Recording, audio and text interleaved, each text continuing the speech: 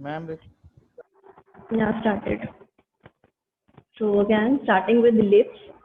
Lips जो हैं, they are the soft structures, movable होते हैं, and they are fleshy. That means they contain fleshy term is for muscular. ठीक है, it is a muscular वैसा वाला नहीं है जो बहुत hard हो, but yeah, it contain a muscle, so it is fleshy fold, and of course it is lined by अगर बाहर की तरफ देखें तो it has a skin externally, that is a skin lines externally, while internally अगर आप थोड़ा सा अंदर जाएंगे तो you'll find mucous membrane internally. Normally जो हमारी स्किन होती है उसकी 16 लेयर्स होती हैं. जब आप लोग इंशाल्लाह फाइनल में स्किन पढ़ेंगे तो विल फाइंड जो स्किन की एनाटॉमी देखेंगे, so skin is made up of 16 layers.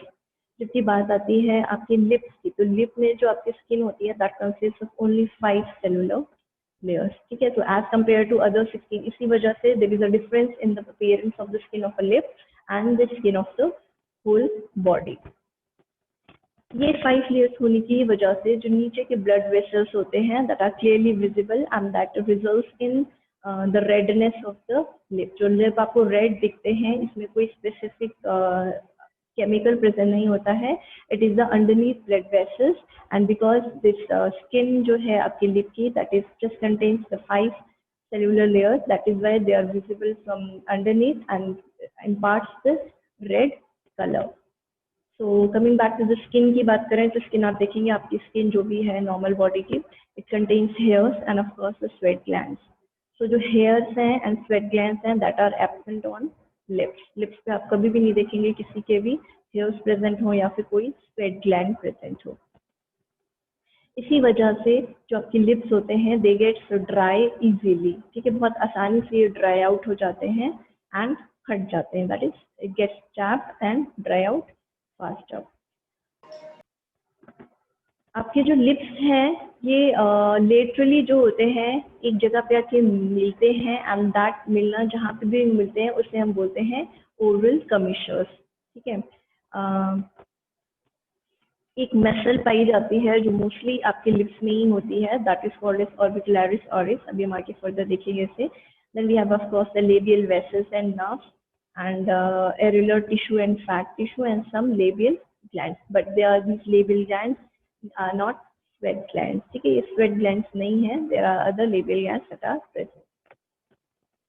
So what is exactly vermilion? कुछ structures होते हैं जिसे हम बोलते हैं what is vermilion. Vermilion is the red part of the lip. जो ये red part है आपकी lip का, this part is called as vermilion. Vermilion border, normal सी बात है, ये जो लास्ट आपका border है that is differentiating the normal skin with the lip is the vermilion border. What is Cupid's bow? Cupid's bow जो upper lip होता है उसका आप structure दिखेंगे, it is somewhat bow like.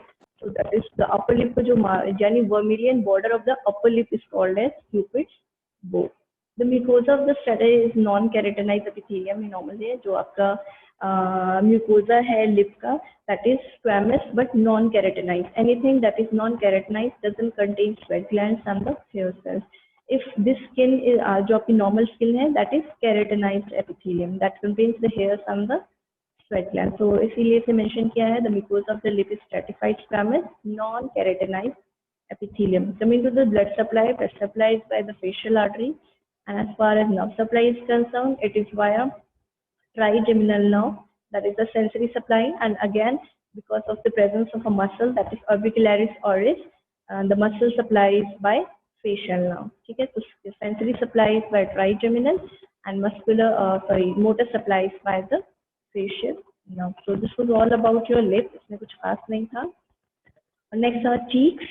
Cheeks क्या होते हैं? They are अगर आप इसकी लोकेशन देखेंगे so it is on the lateral side of the face में होगा, जो eyes के नीचे between the nose and the ears, ear और nose के बीच में and below the eye present होते हैं. Internally अगर आप देखेंगे तो internally आपने देखा था zygomatic arch बनता है. ठीक है, यहाँ पे zygomatic arch बनता है, एक temporal bone से निकलता है, और तो zygomatic arch सुपीरियरली प्रेजेंट होता है. इंफीरियर में अगर आप नीचे आ जाएंगे तो इंफीरियरली मैंडिबल आपको प्रेजेंट होगी, पोस्टीरियर में आपको ईयर्स मिलेंगे, एंड इंटीरियर में आपको यहाँ पे कॉर्नर ऑफ द माउथ मिलेगा, that is the oral कमिशर.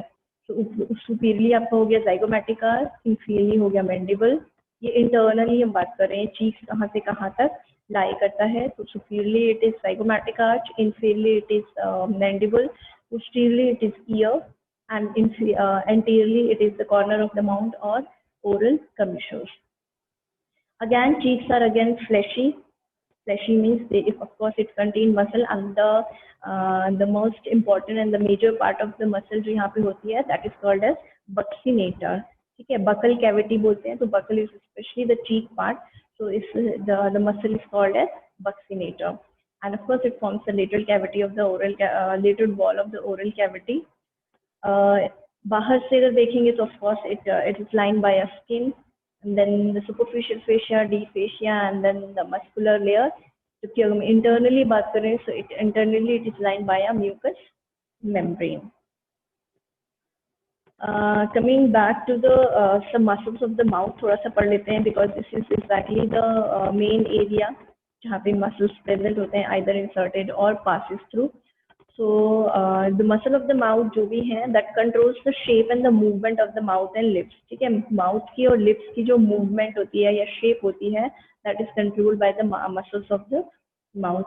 So there are 11 muscles, जिसमें से कुछ का काम होता है एलिवेट करना, कुछ का काम होता है डिप्रेस करना, किसको, लिप को, देन कुछ क्लोज करती है लिप को, दैट इज द ऑर्बिकुलरिस ओरिस, जो यहाँ पे गोल गोल आपको ये दिख रही है, that is orbicularis oris, and compressing एक होता है बक्सिनेटा मसल, ठीक है, जो कंप्रेस करेगा चीक्स को. You will find this muscles, आप देखेंगे, this is the orbicularis oris muscle, ठीक है, this is the muscle of the lips. Then we have zygomatic minor, zygomatic major, then this is buccinator over here, then we have masseter muscle, risorius muscle, platysma muscle, then we have depressor anguli oris, mentalis. Okay, these are some of the muscles that are called as the muscles of the mouth. इनका origin जो है वो यहाँ पे ही होता है. So these are some of the muscles. This is orbicularis oris, this is buccinator, then levator superior जो elevate करेगा, depressor depress करेगा, then risorius again helps in elevating. Then we have mentalis that helps in depressing. The levator anguli oris again elevates, the depressor anguli oris again depress. Then zygomatic major and minor again helps in elevating. ठीक है, so ज़्यादातर muscles में levator and depressor term लगा ही हुआ है, and बस zygomatic major and minor muscle, इनका आप लोकेशन देख सकते हैं, कि लोकेशन से ही समझ में आ रहा है कि इनके कॉन्ट्रैक्शन से है जो है आपका लिप जो है वो एलिवेट करेगा. ठीक है, the only muscle that is the orbicularis oris muscle and buccinator. Orbicularis oris muscle जो होता है ये कंप्रेस करता है, and this is buccinator compress करता है, ऑर्बिकुलरिस डायलेट करता है. आपके पाउटिंग एग्जैक्टली देखा जाएगा, एग्जैक्टली इस चीज को एक बार पढ़ लेना कि कौन सी फेशियल मसल जो है वो किस टाइप का एक्सप्रेशन देती है. आप लोग की बुक्स में बीडीसी में एक टेबल बना हुआ है, तो जस्ट गो थ्रू दैट. बस एग्जैक्टली फेशियल मसल में जो मोस्ट इम्पॉर्टेंट पार्ट है वो यही है, कौन कहाँ ओरिजिन कर रहे हैं, इंसर्ट कर रहे हैं. Nobody is going to ask you.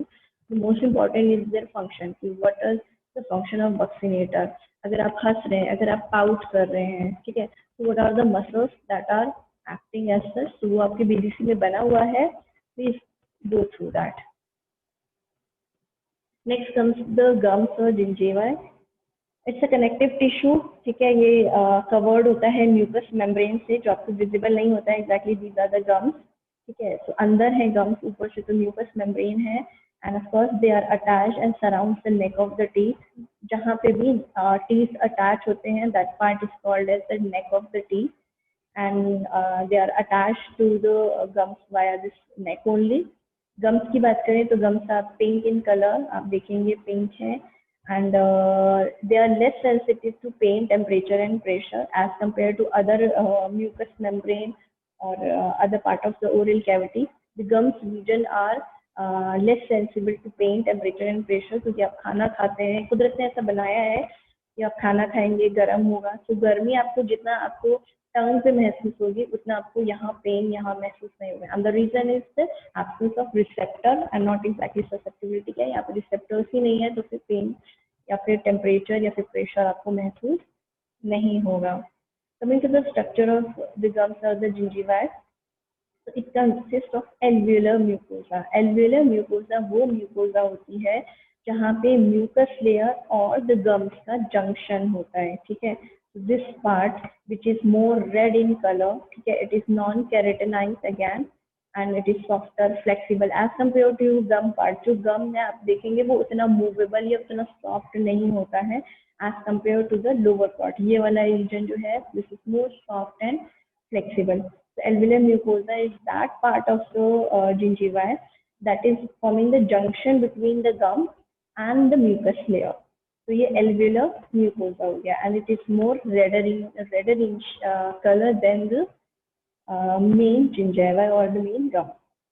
Next is the attached gingiva. Attached gingiva किसे बोलते हैं जहाँ पे ये attach हो जाती है alveolar bone. नीचे जो है क्या है alveolar bone है किसका mandible का जो alveolar bone है mandible का जो वो पार्ट है जहाँ से आपके these teeth are embedded, that part is called as the alveolar bone or alveolar part of mandible bone. So this जहाँ पे जो आपका gingiva होता है that is firmly attached, that is not movable. Movable होता है वो बहुत ही slight as compared to आप देखेंगे आपकी cheeks में भी mucous membrane है हर जगह है यहाँ पे भी mucous membrane है but it is gingiva that is attached. So this attached part जो आपके teeth के just above या below है ठीक है that part is called as attached gingiva. Then what is free gingiva? What is free gingiva is the uppermost portion जहाँ पे आपका neck portion है ठीक है वहाँ पे आप देखेंगे वहाँ का जो gingiva होता है वो थोड़ा सा जो होता है वो completely attached भी नहीं होता है और दूसरा it is a bit thicker ठीक है. So around the tooth जो भी gingiva gums का part होता है that is called as free gingiva. Then ये जो बीच बीच में अंदर चले जाते हैं ठीक है gingiva का पार्ट जो बीच बीच में अंदर चला जाता है इसको हम बोलते हैं interdental papillae. What is interdental papillae? ये जो आप देख रहे हैं ये जो अंदर अंदर जा रहे हैं between the two teeth इसलिए बोला interdental between the teeth जो gingival part जा रहा है टिश्यू जा रहा है that is called as interdental papilla. Then what is gingival margin? What is gingival margin? gingival margin जो है जो आपको इसे सेपरेट करेगी alveolar mucosa को gums से जो सेपरेट करती है that margin is called as gingival margin. Then we have mucogingival junction. Again there is difference. Okay, sorry. Gingival margin is this margin above the free gingiva जो बिल्कुल आपके tooth से attached है that part is called as free gingiva. Because ऐसे gingival margin इसे इसलिए भी कहते हैं because it is margining or it is forming a border between the tooth and the gums area. Then we have mucogingival junction as the name suggests mucus जो layer है आपके नीचे and जो ऊपर आपका gums है इन दोनों के बीच में एक specific आपको बहुत clearly जो है एक line दिख रही है border दिख रहा है एक junction दिख रहा है that is why this is called as mucogingival junction. ठीक है, so this was all about your oral cavity. Tomorrow inshallah we'll complete our oral cavity. We'll study the tooth part and the tongue part. थोड़ा सा आप लोग देख लीजिएगा वैसे तो हम सब पढ़ चुके हैं what are the different type of teeth and all. किसी को कोई भी प्रॉब्लम हो तो बता दीजिएगा. ठीक है.